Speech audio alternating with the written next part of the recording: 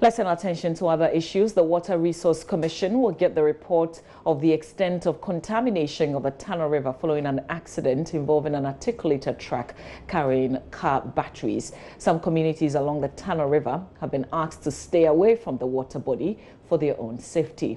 According to reports, the articulated truck was transporting batteries from the Ashanti region to Burkina Faso when it fell into the Tano River at Techiman, Tanoso. As a result of the accident, the acid in the batteries diluted into the water, culminating in the death of several aquatic creatures, including fishes and crocodiles. So what is the extent of contamination and how important is the Tano River to communities dotted along it? We've got our correspondent Anas Sabit, who will be joining us from the Bono region with updates. Well, Anas Sabit is actually on the line. Good morning to you, Anas.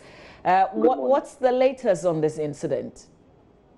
Well, we're still at the scene, and the acidic materials are still stuck in the Tano River, yet to be evacuated almost out of the river.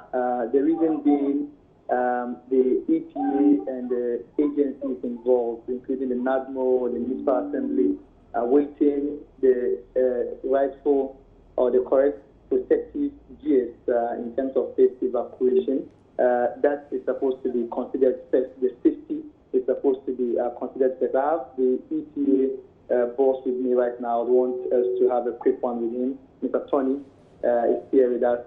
They are here and they are ensuring that the items are evacuated. The vehicle, however, has been towed out of the water, leaving the materials still in the river.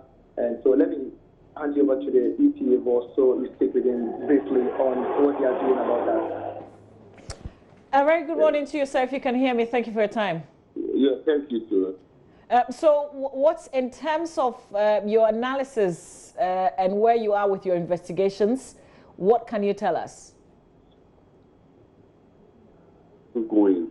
Basically, what we had to do was to tow the vehicle which got into the river and to redeem some of the gallons which were found in the river. We started that yesterday throughout the night and this morning, and we've run out of some protective clothing.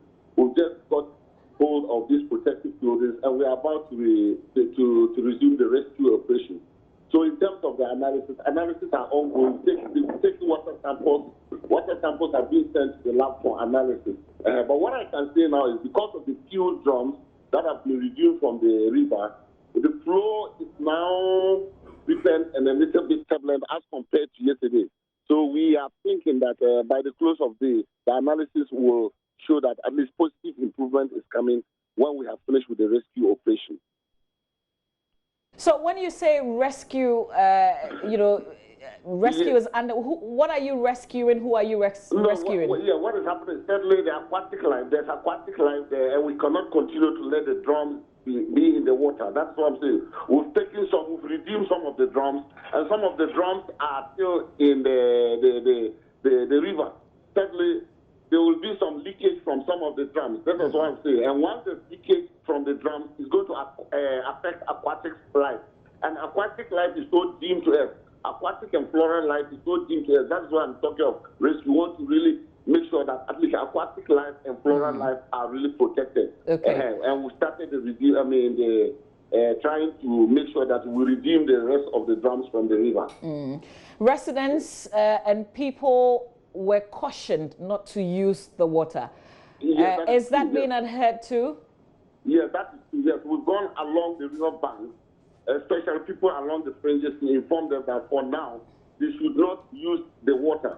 And the municipal assemblies are making provisions to make sure that potable water is given to residents along the river. But this is the main source of water for residents, for people who live in and around, the people who are able to access by way of their location.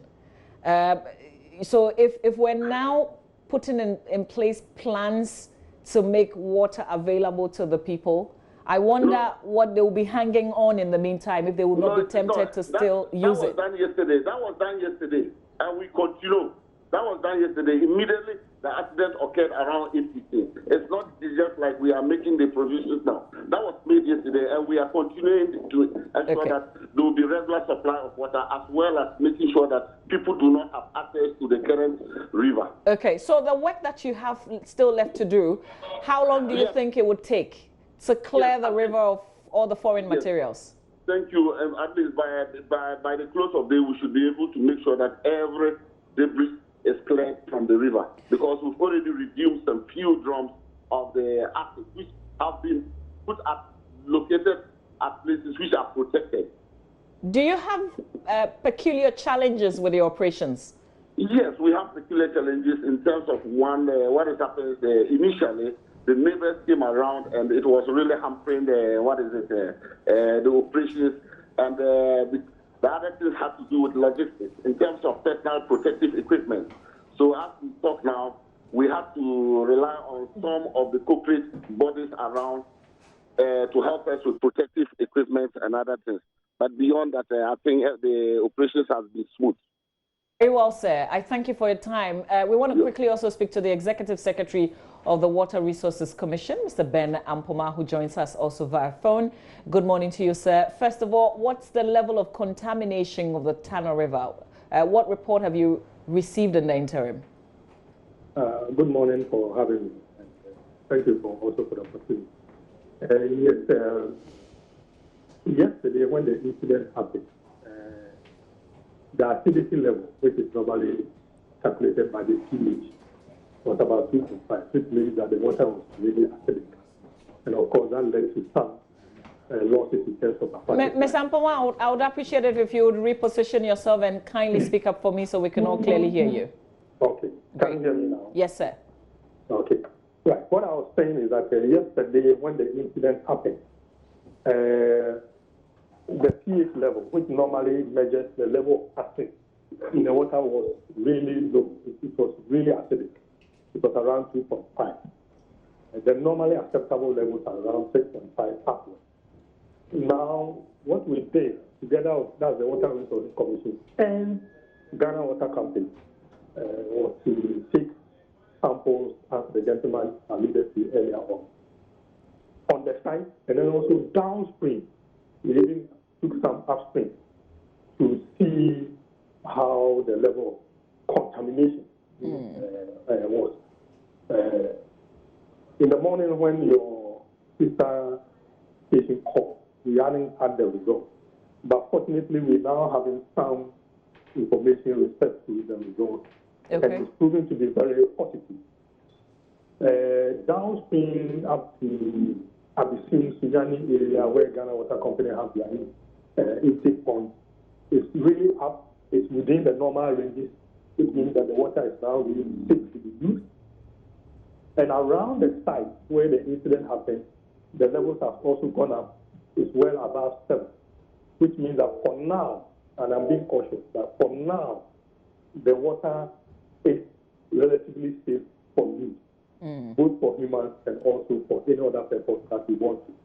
But I'm being cautious with the fact that, as the gentleman said, they need to be careful in trying to remove the debris in order not to let more acid go into the water. Once they are able to do that, I think we will all be on the same.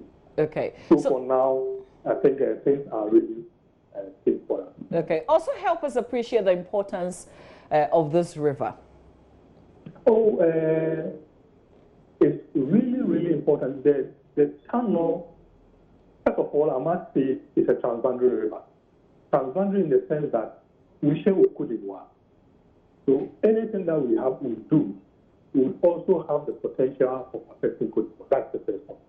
The second point is that most of our urban centers, Ketima, Sunyani, are right down to Elubu, rely on the Tano for water supply.